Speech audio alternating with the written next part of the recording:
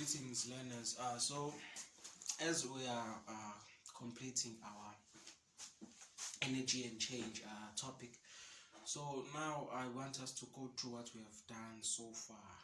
So we learned that resistance is what inhibits or opposes the movement of electric charge in a circuit. So during the movement of electrons in a circuit, there is resistance that will prevent too much electricity from flowing through a circuit or the conducting wires, which can result to overheating or short-circuiting of any appliance or device that we are working on or where the circuit is operating on. So we also did resistance as the safety of appliances, which states that resistance keeps certain appliances safe from overheating, as I've mentioned before, and it also regulates the temperature in a circuit. So we learned that temperature and resistance are directly proportional, because as the temperature in a circuit increases, the resistance will increase in order to regulate the amount of current flow in a circuit. Because if the resistance were to decrease as the temperature increases, it means that the current will be too much for the appliance or device or the circuits to withhold, resulting in it overheating, which could cause a fire or cause an unstable appliances, especially when we are working with wires or cords or electrical cords like the kettle. If the kettle would have to overheat, it would actually burn the cord around it, the rubber cord around it, and then it will expose wires, causing a very unsafe situation. So resistance, now we have learned that resistance also works hand in hand with other variables and components in electricity in a circuit. We have a voltmeter. So a voltmeter, we have learned that a voltmeter is an instrument that uses to measure voltage. Voltage being the potential difference in a circuit. We find the voltage in the cell which is the source of power in a circuit.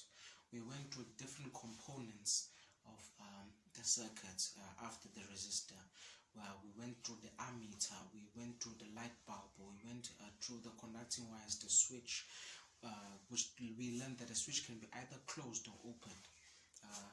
So if you remember correctly, I think we discussed that a switch can be opened for it to close the circuits. There will be no longer flow of energy because there will be a gap in the circuits. Once the switch is closed, the electrical current will be able to flow once again.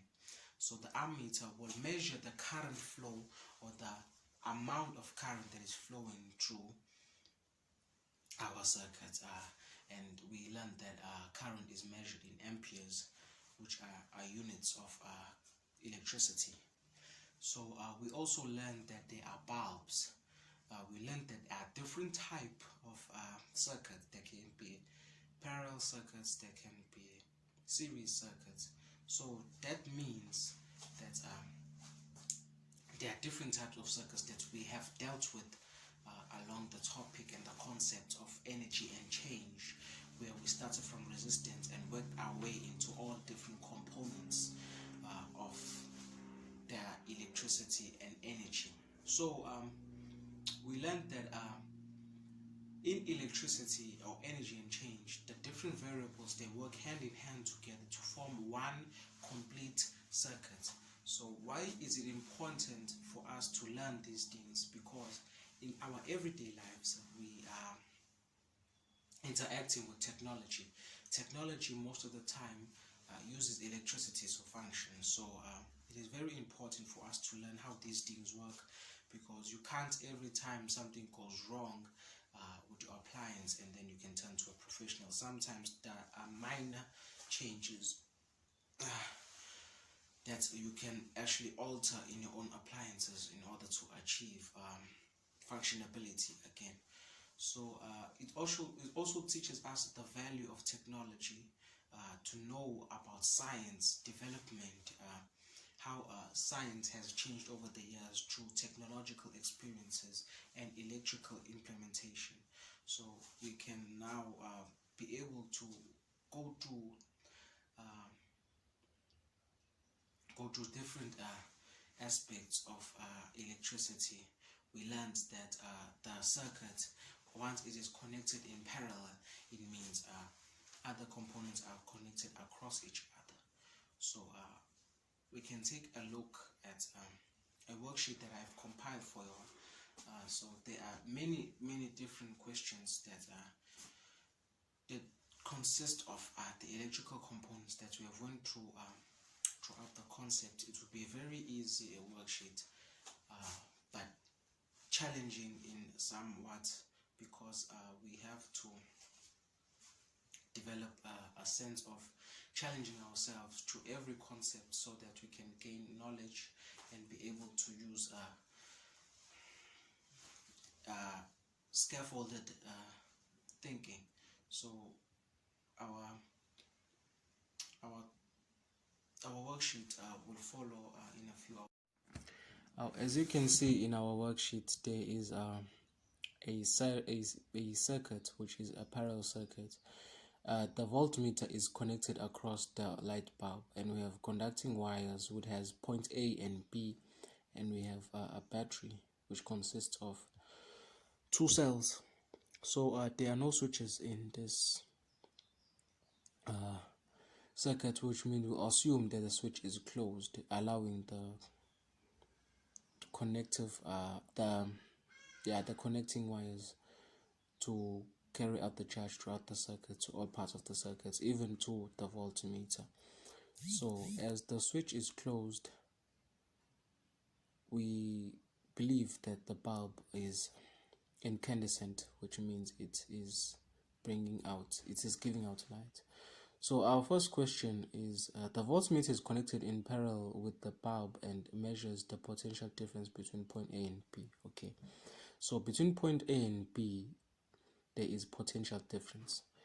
If you connect the voltmeter in series, there will be 2 points as you connect it to the same wire with the same potential difference. What do you think would happen if you connected the voltmeter in series in the circuit? So you would have to explain what is happening in the connecting wires. If you connect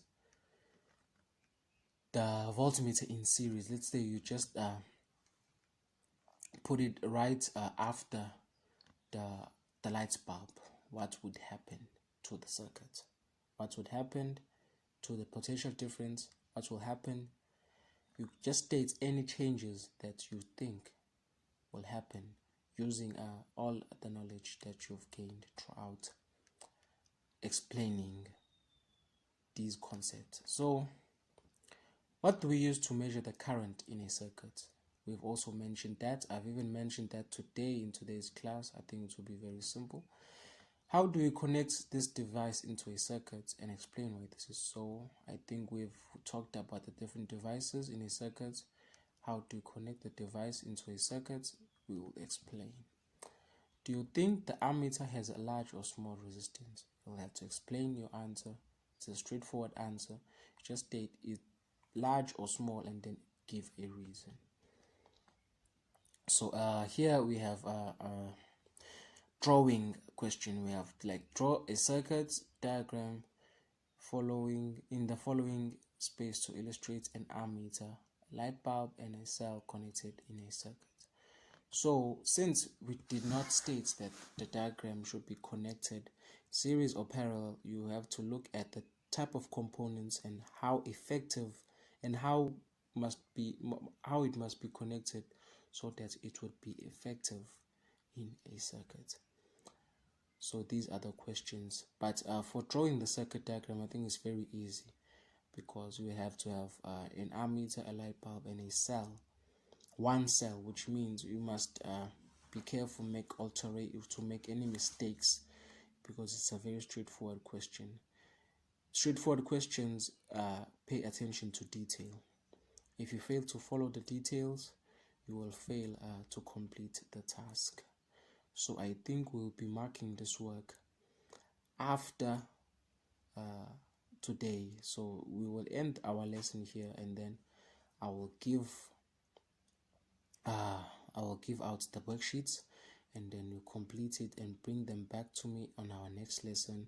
It will be our first activity doing in a class is marking this worksheet. I hope you do well. It's a very easy worksheet. Thank you.